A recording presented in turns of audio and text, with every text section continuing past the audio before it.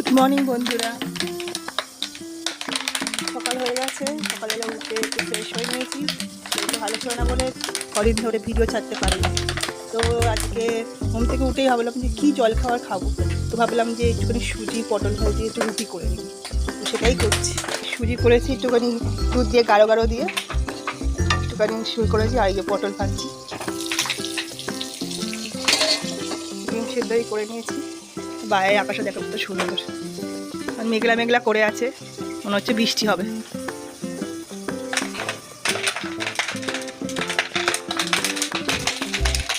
আর এই যে আমার শ্রী সোনা একটা বোতল পেয়েছে, বোতল নিয়ে খেলা করে যাচ্ছে। শ্রী